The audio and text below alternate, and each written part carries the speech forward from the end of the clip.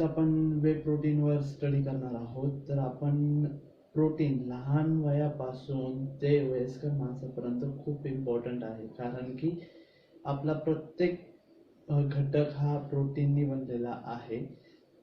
तुमच्या केसांपासून तर तुमच्या नखांपर्यंत हे सगळं प्रोटीननीच बनलेलं आहे. त्यामुळे तुम्ही प्रोटीन सप्लिमेंटद्वारे घ्या किंवा डाईटमधून घ्या, पण प्रोटीन घेतलं पाहिजे. आपल्या डाईटमध्ये प्रोटीन आलं पाहिजे. प्रोटीन प्रत्येकाला असं वाटतं की ते मेडिसिन आहे. मेडिसिन नाही, एक सप्लिमेंट आहे, फूड सप्लिमेंट आहे. त्याच्यावरच आपण डिस्कस करणार आहोत. तर वे प्रोटीन कशापासून तयार करतात, वे प्रोटीन आपल्याला कोणत्या फूड किंवा कुठल्या सप्लिमेंटमधून आपल्याला भेटतं, आपण त्याच्यावर स्टडी करणार. ते प्रोसेस, ती वे प्रोटीन कसं तयार होतं, सगळ्यात मेन आपण तिकडे डिस्कस करणार आहोत. तसंच वे प्रोटीनचे प्रकार किती आहे, वे प्रोटीन पासून आपल्याला काय भेटतं, प्लस आपण वे प्रोटीनची बाजारात असलेली किंमत आणि आपण घेतलेली किंमत ह्याच्यामध्ये काय फरक आहे ते पण आपण पाहू. सर्वप्रथम वे प्रोटीन मिल्क, सोया किंवा मीठ या 3 गोष्टीपासून आपल्याला भेटतं. मिल्क प्रोटीन, आपण सर्वात प्रथम मिल्क प्रोटीनचं स्टडी करणार आहोत. ह्याची पण स्टडी करणार आहोत, पण सर्वात प्रथम मिल्क प्रोटीनची करणार आहोत. मिल्क प्रोटीनमध्ये प्रोटीन पर्सेंटेज 20% असतं, तसेच त्याच्यामध्ये केसिनचं प्रमाण हे 80% असतं. म्हणजे मिल्कमधून पण आपल्याला प्रोटीन भेटतं, त्यामुळे सप्लिमेंट घेणं गरजेचं नाही आहे. हां, पण ते पण सांगतो सप्लिमेंट केव्हा घेतलं पाहिजे. ओके, प्रोटीन त्याच्यामध्ये 20% आहे आणि केसिन 80% आहे. मिल्कमध्ये जे वे प्रोटीन तयार करतो आपण, मिल्कपासून कसं तयार करतो ते सांगतो. सर्वप्रथम दुधाला एकत्र केलं जातं, त्याला 45 डिग्रीला तापवलं जातं, टेम्परेचर हाय केलं जातं. त्यानंतर दुसऱ्या दिवशी त्याला 35 डिग्रीला कूल डाऊन केलं जातं. कूल डाऊन केल्यानंतर त्याच्यामध्ये लॅक्टिक ॲसिड हे ॲड केलं जातं.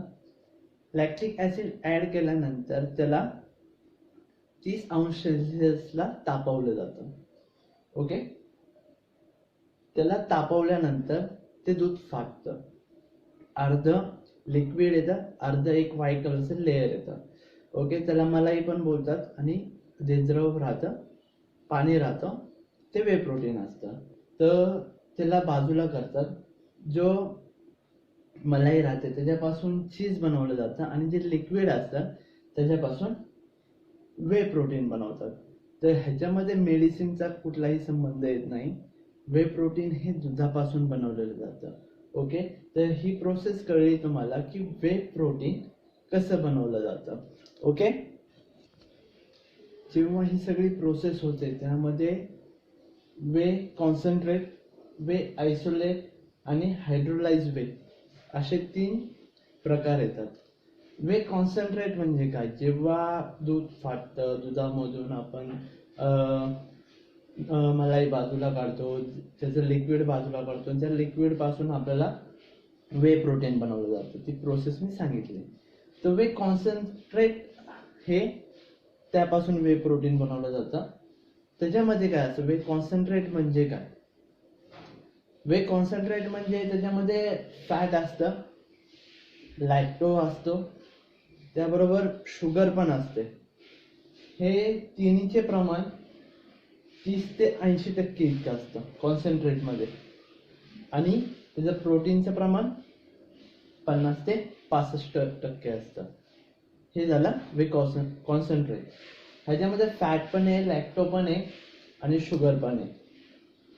ह्याची पुढची स्टेप, ह्याला परत त्याच्यामध्ये केमिकल ॲड करून त्याला प्रोसेसमध्ये पाठवलं जातं. त्या प्रोसेसमधनं मग त्याच्यानंतर दुसरं आयसोलेट वे बनवता येतं.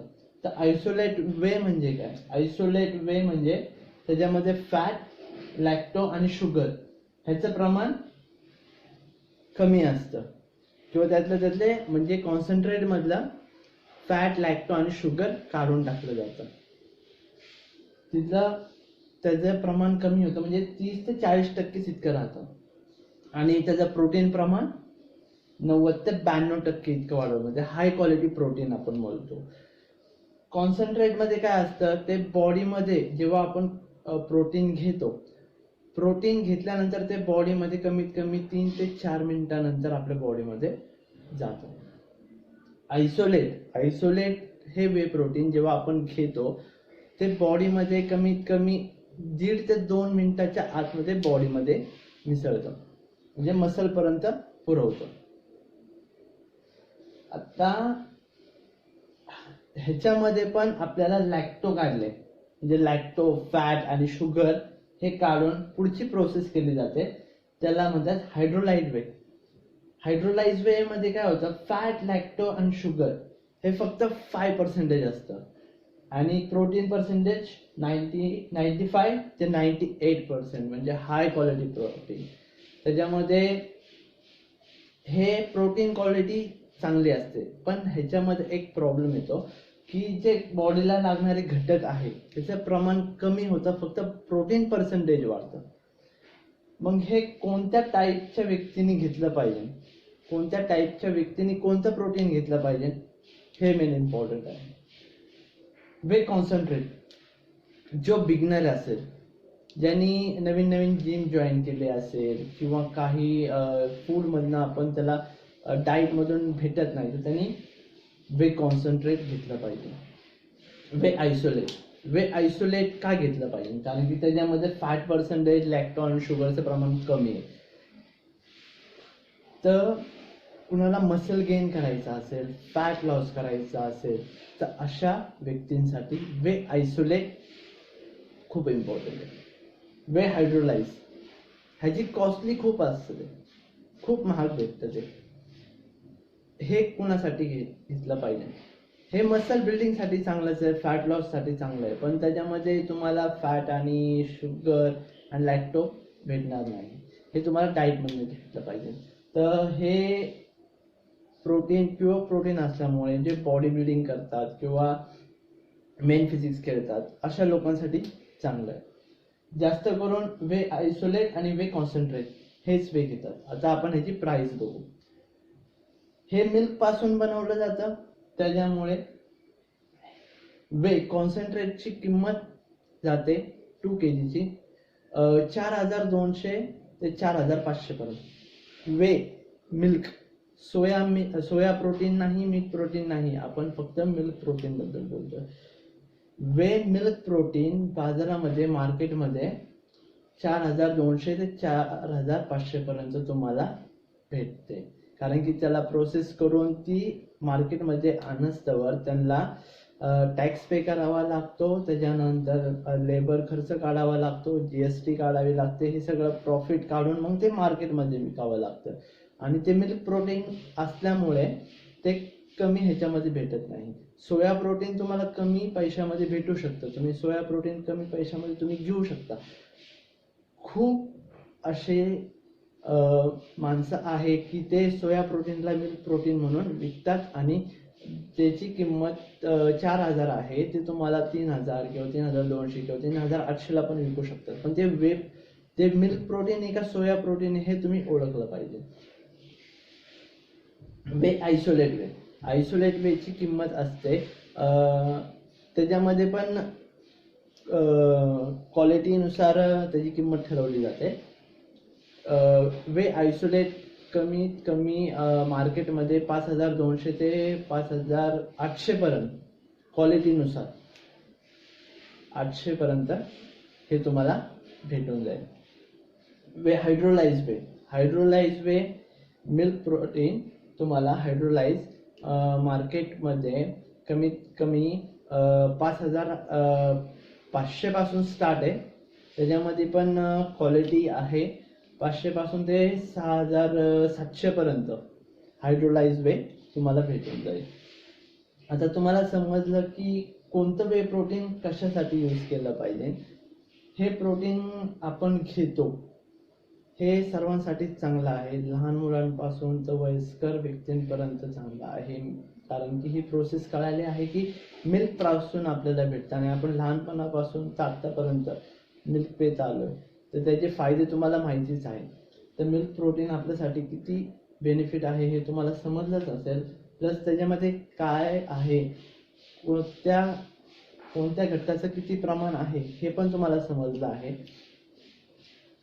वे प्रोटीन कधी पण लक्षात ठेवा, मार्केटमध्ये खूप असे व्यक्ती आहे की हे प्रोटीन बेस्ट प्रोटीन आहे म्हणून तुम्हाला विकत असेल, पण समजून घ्या तुम्ही कुठली पण गोष्ट जर स्वतःचा प्रॉफिट निघून मला एखादी गोष्ट आहे, समजा मी वे प्रोटीन तयार करतो, तर ऑलरेडी मला त्याच्यामध्ये माझा लेबर खर्च निघाला पाहिजे, माझा ट्रान्सपोर्ट खर्च निघाला पाहिजे, माझा GST निघाला पाहिजे आणि प्लस मला प्रॉफिट निघालं पाहिजे, त्याच्यानंतरच मी विकेल. सर समजा मला वे प्रोटीन तयार करायला 2500 खर्च येतो, प्लस माझा लेबर खर्च आणि ट्रान्सपोर्ट खर्च 500 रुपये, 3500 प्लस GST झाले 4500.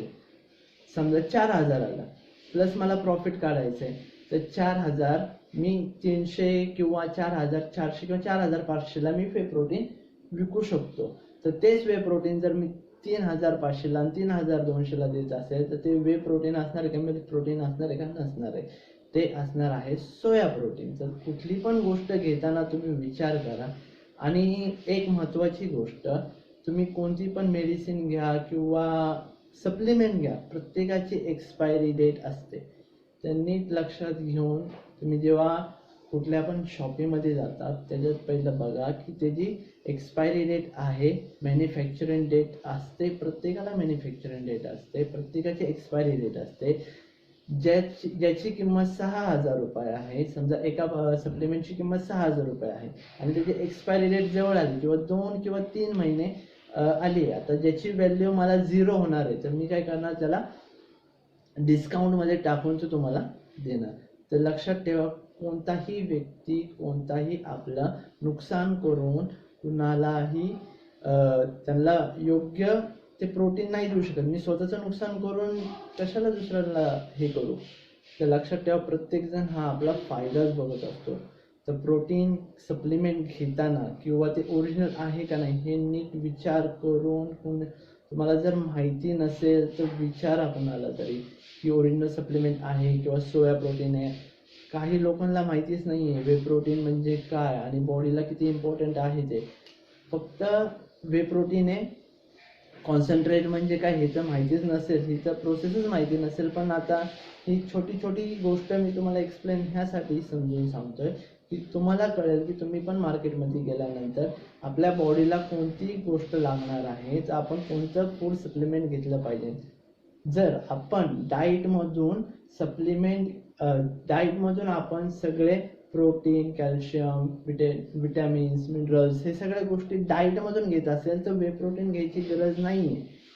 ओके, तर वे प्रोटीनमध्ये प्लस तुम्हाला BCAA मिळतं, ग्लुटामाइन मिळतं, EAA मिळतं, त्याच्यानंतर HMB मिळतं, म्हणजे लुसीन, आयसोलुसीन, हे सगळे गोष्ट तुम्हाला प्रोटीनमधूनच भेटतं, त्यामुळे एक्स्ट्रा घ्यायची गरज नाही आहे.